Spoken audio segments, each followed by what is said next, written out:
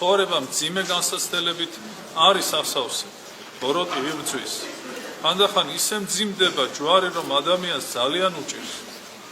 აი ამაში უნდა შევეშველოთ ერთმანეთს. აქ არის უდიდესი როლი სასულიერო პირისა, როგორც მოძღვრის, რომელიც ტვირთულობს სამწყსოს, სამრევლოს ჯვარს.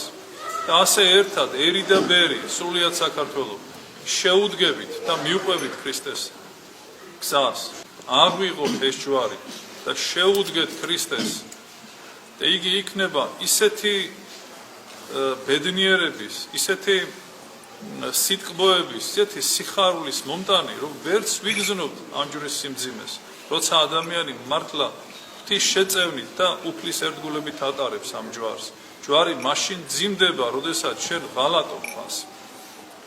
როდესაც ერთგულებ უფალი ბრძანებს, უღელი ჩემი ტყვილარს და ტვირთი ჩემი მსუბუქარსო.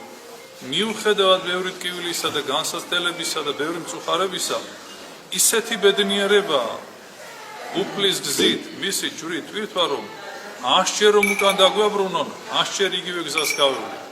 მადლობა ღმერთს ყველა განსაცდელისთვის, მადლობა ღმერთს ყველა მწუხარებისთვის, მადლობა ღმერთს ყველა წყალობისათვის.